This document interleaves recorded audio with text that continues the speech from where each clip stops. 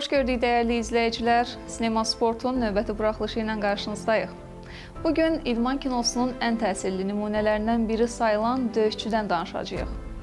Ring, MMA, gərgin döyüşlər, ilk baxışda hər şey klassik idman filmi təəssüratı yaradır. Amma film irəlilədikcə anlayırsan ki, burada söhbət təkcə idmandan getmir. Burada ailə münaqişələri, yarımçıq qalmış hisslər və illərlə daxildə qalan inciliklər var. Görək, bu hekayə bizi haralara aparacaq.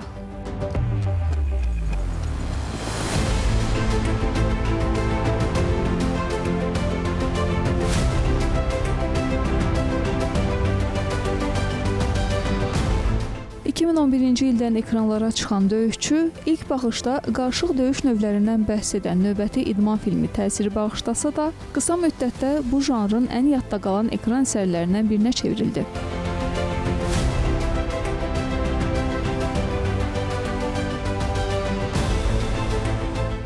Filmin rejissoru Gavin O'Connor'dur. Başrollarda Tom Hardy, Joel Edgerton və Nick Nolte yer alırlar. Hekayənin mərkəzində isə uzun illər bir-birindən uzaq düşmüş iki qardaşın yolu dayanır. Onları yenidən qarşı-qarşıya gətirən səbəb milyonlarla dollar mükafat fonunda olan MMA turniri olur. Döyüşçü filminin ilk kadrlarından biz anlayırıq ki, konflikt artıq baş verir və ailə dramının mizan səhnəsi pərdə arxası qalır. Biz mövcud olan real səhnəni izləyirik. Filmin başlanğıcı bizə tamaşaçılara ilk öncədə idman dramının strukturunda və fonunda ailə dramının mərkəzləşməsini göstərir. Yəni filmin motivində, baş motivində ailə münaqişəsi durur. Sanki filmin rejissoru keçmişdə yaranmış gərginlikdə insan potensialını və insan resursunu, faktorunu üzə çıxardır. Biz anlayırıq ki, Tom Hardy'nin ifasında anası və atası ayrılandan sonra Tommy anasının himayəndəsinə keçir, böyük qardaşı Brandon isə atasından qalır. Mənə görə bu bir idman dramıdır, tək ailə dramı deyil və burada bir ailənin deyil, üç ailənin həyat hekayəsi təqdim olunur. Birincisi, Tom və Brandon iki qardaşın ailə həyatı, onların küskün qalması, həyat elə gətirdi ki, onlar çox ağır bir yol keçməli oldular, bir-birlərindən ayrı düşməli oldular. Brandon öz yeni ailəsini, həyat yoldaşını üstün tutdu. Tom isə içki düşkünü olan, alkoqolizmdən əziyyət çəkən atası və anası ilə qalmalı oldu, anasını itirdi.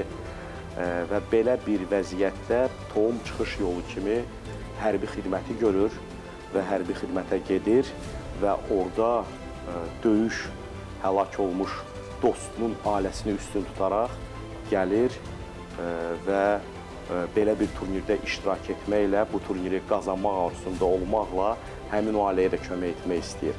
Yəni, ümumilikdə bu film mənə ona görə xoşuma gəlir ki, birincisi, burada həm UFC turnirləri nə qədər ağır olduğu bir görüntü yaradılır və çox gözəl bir şəkildə bunu təqdim edirlər. Digər tərəfdən də bu, hər bir idmançı üçün nə qədər böyük şans olduğu bir yarışdır. Çünki pul baxımından dünyanın bir nömrəli yarışları sayılır. Düzdür, indi burada UFC-nin adı çəkilməsə də turnir Sparta adı ilə gedir, amma biz izləyicilər, tamaşaçılar çox gözəl başa düşürük ki, yəni ana xətt burada UFC ilə bağlıdır.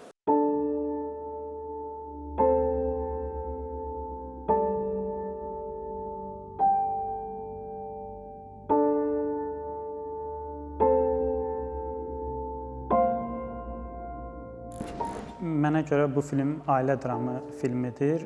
Baxmayaraq ki, bu filmdə MMA döyüş səhnələri vardır. Ancaq ümumilikdə film daha çox ata-oğul münasibətlərinə, qardaşlar arasındakı qırılma nöqtələrinə və keçmiş travmalara söykənir. Bu filmdə döyüş səhnələri fon rolunu oynayır əsasən.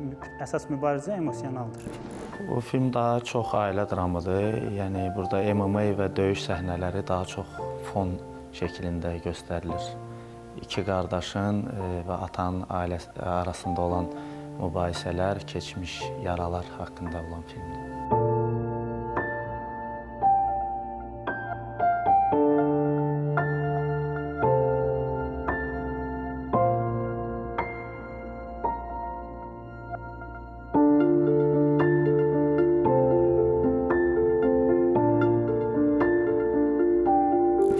Daha çox Brandon döyüş üslubu və psixoloji hazırlığı daha bəyənirəm. Nəyə görə? Çünki soyuqqanlı vuruşur və daha motivasiyalıdır, ailəsini dolandırmalıdır.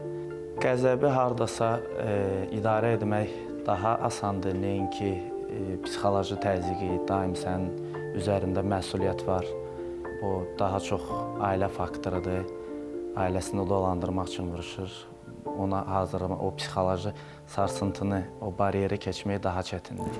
Bu daha çox sağalma hekayəsidir. Tam sağalma da demək olmaz.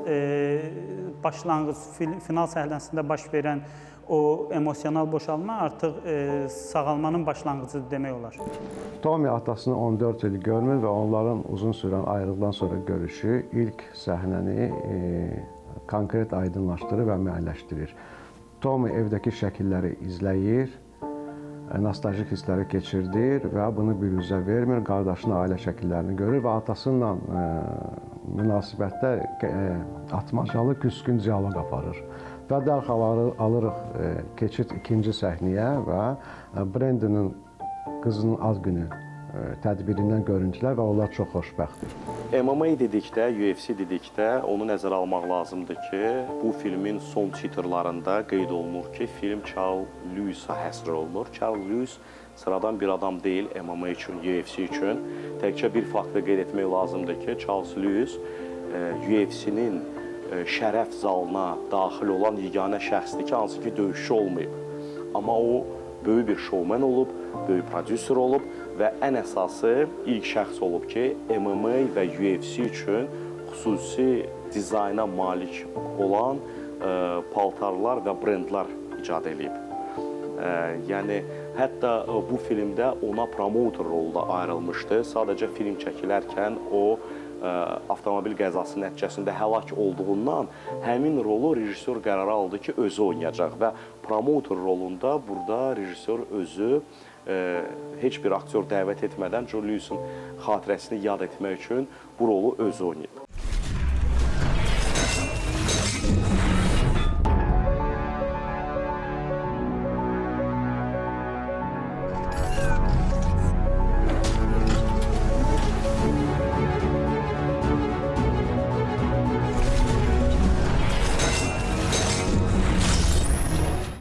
Filmi izləyərkən diqqəti ən çox çəkən məqamlardan biri şübhəsiz ki, döyüş səhnələridir. Qəfəsdəki qarşılaşmalar kifayət qədər gərgin və inandırıcı görünür. Amma səhnə üçün çəkilən döyüşlə real MMA arasında nə dərəcə fərq var? Həmin səhnələr real MMA-in ruhunu həqiqətən əks etdirə bilibmi?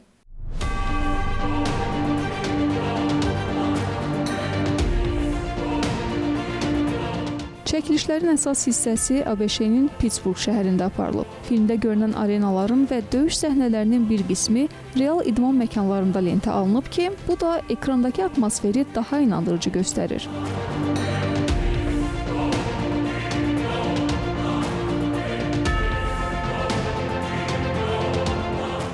Döyüşlərə gəlincə, onu qeyd edək ki, Tom Hardy ilə bağlı məsələ onun qardaşını oynayan aktyorun peşəkar karyerası olub, karate ilə hardasa 10 ildən artıq məşğul olub həmin aktyor. Ona görə də rejissor belə bir qərar verdi ki, məhz Brandon'ın rolunu oynayan aktyorla döyüş səhnələri daha geniş rol alır. Amma Tom Hardy ilə bağlı döyüş səhnələri fikir versəz çox qısa olur. Çünki onun partlayıcı gücü var və hətta ilk döyüşlərini ilk zərbədən başa vurur Tom Hardy. Bu da həm də ona görə edilib ki, Tom Hardy'nin ringdə böyük təcrübəsi yoxdur. Amma bu döyüşlərə və bu filmə o çox böyük hazırlıq prosesi keçib. Hətta film çəkilərkən Tom Hardy'nin bir neçə qabırğası və sağ əlində barmaqları da sınıb.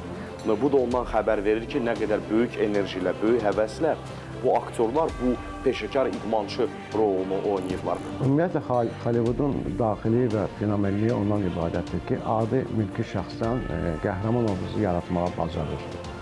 Xüsusilə də Hollywoodun dramaturgiyasına fərqi yoxdur. Bu yaratdığı qəhrəman obrazı kuryerdir, yoxsa müstəntiq, yanğı söndürəndir, yoxsa döyüşçü.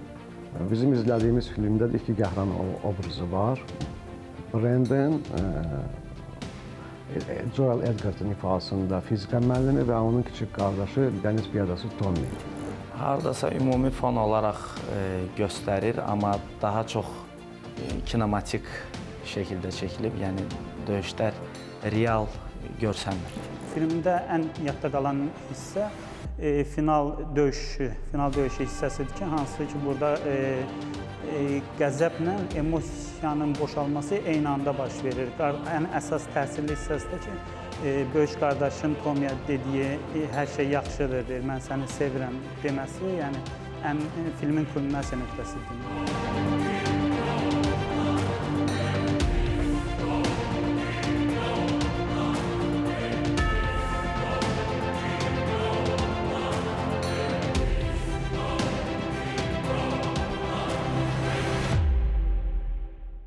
Kinoların tarixinə nəzər salsaq, müşahidə edə bilərik ki, idman haqqında çəkilən filmlərin əksəriyyəti zirvəyə gedən yolu göstərir. Döyüşçü isə bizi fərqli istiqamətə aparır. Burada əsas xətt qələbə deyil, qələbəyə qədər uzanan yolun üzərində qurulub.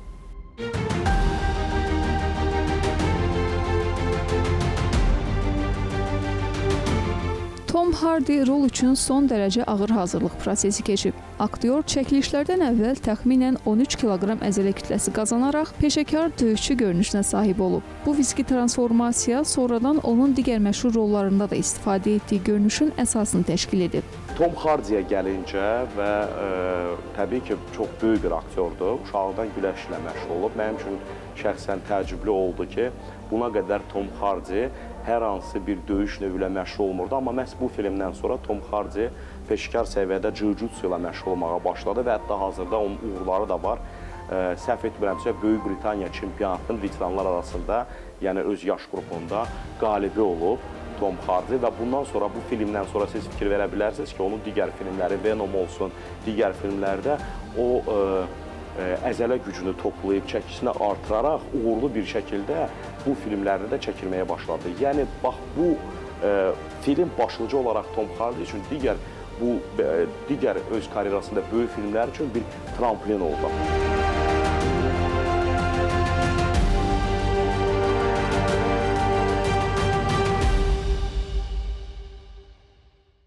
Film 2011-ci ilin sentyabrında nümayiş olunsa da kassalarda böyük uğur qazana bilmədi və 25 milyon dollarlıq büdcəyə qarşı dünya üzrə 23 milyon dollardan bir qədər çox gəlir əldə etdi. Lakin rəqəmlərin göstərə bilmədiyi bir həqiqət var idi. Döyüşçü tamaşaçıların və kino tənqidçilərinin qəlbini fəth etmişdi. Rotten Tomatoes-da 84% müsbət rəy alan film güclü aktyor oyunu, emosional yükü və təsirli döyüş səhnələri ilə yüksək qiymətləndirilirdi. Hətta Nick Nolte filmdəki performansına görə Oskar mükafatına namizəd göstərildi.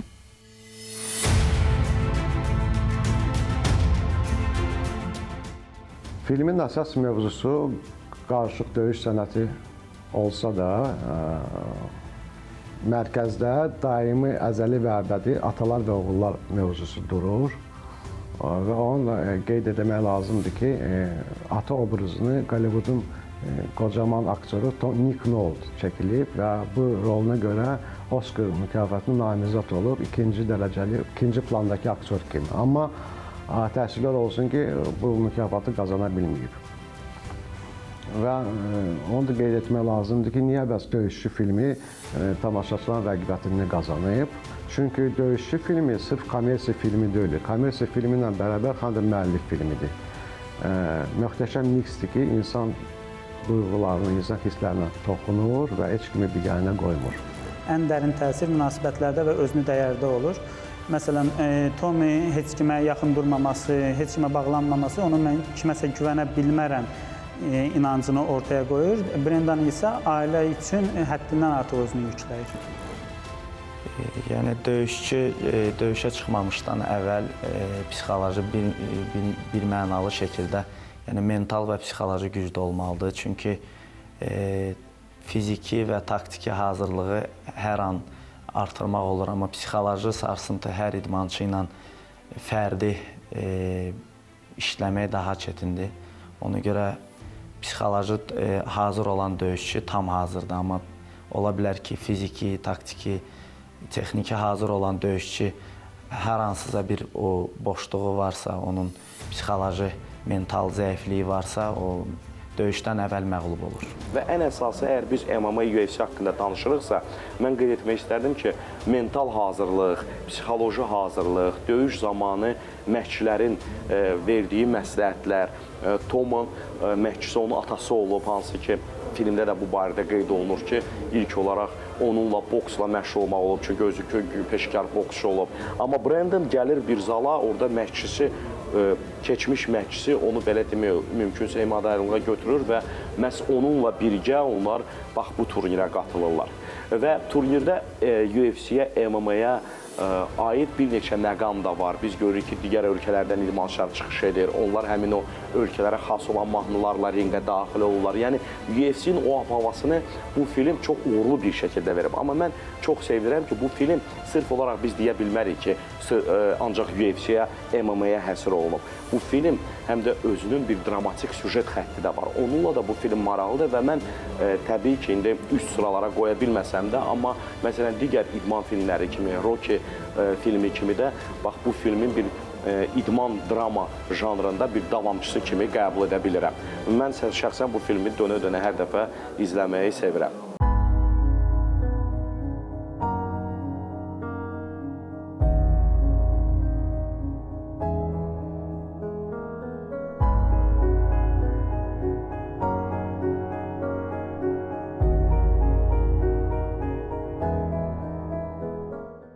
Filmdə Tom və Brandon hər şeydən öncə döyüşçü kimi yox, bir xarakter kimi təqdim olunub.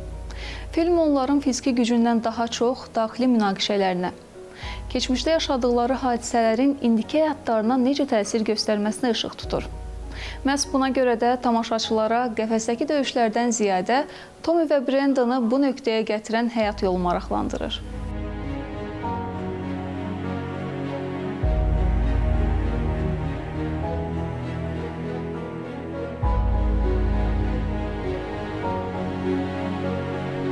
Tənqidçilərin böyük əksəriyyəti döyüşçünü sadəcə döyüş filmi kimi deyil, ailə haqqında film kimi xarakterizə edirdi. Məşhur kino tənqidçisi Roger Ebertin sözləri ilə desək, döyüşçü elə nadir filmlərdəndir ki, finalda heç bir iştirakçının uduzmasını istəmirsən. Məhz bu emosional mürəkkəblik filmin kulminasiya nöqtəsini unudulmaz edir.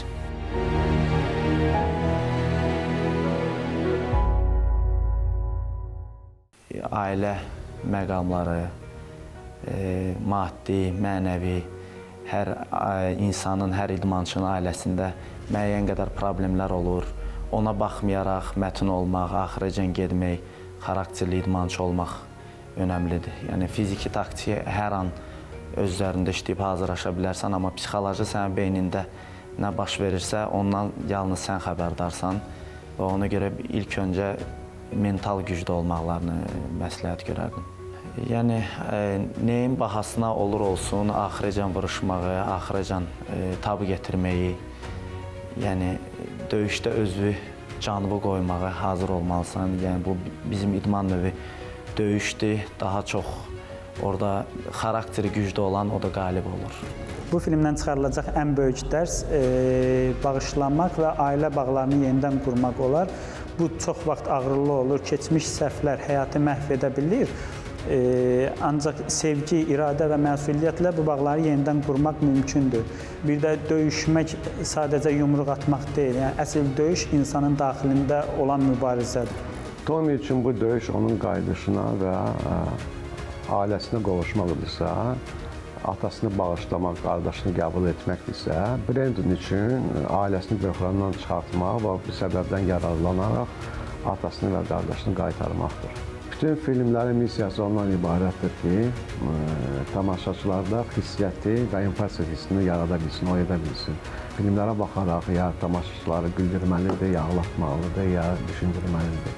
Döyüşçü filmi də bu prinsipə arxalanaraq öz missiyasını həyata axıra qədər keçirdir və onu da sübut edir ki, həyatda itirəcək heç nə olmayan insan məğlub edilməz olur.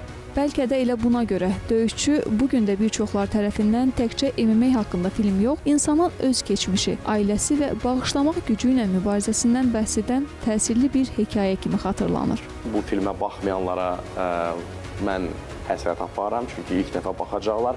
Bu filmə baxmağa dəyər və bu film onunla gözəldir ki, son zamanlar çəkilən filmlər arasında biz bu filmə ailəmizlə, uşaqlarımızla birgə baxa bilərik. Çünki mənə elə gəlir ki, belə olan halda bu film hər bir ailə üçün də çox vacibdir. Çünki burada ailə dəyərləri, burada qardaş münasibətləri, ata-oğul münasibətləri və ən əsası burada idmanın hər bir ailənin daxilində olan rolu çox gözəl nümayiş etdirilir. Odur ki, bu filmə hər kəsi baxmağa dəvət edirəm.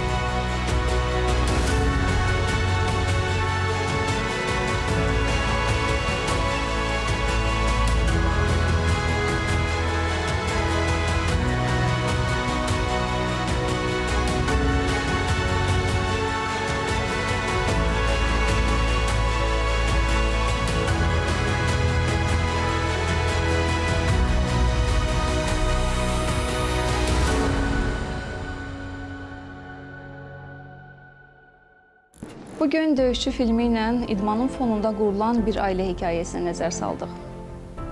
Qonaqlarımızla birlikdə həm döyüş səhnələrini, həm də obrazların seçim və motivasiyalarını müzakirə etdik.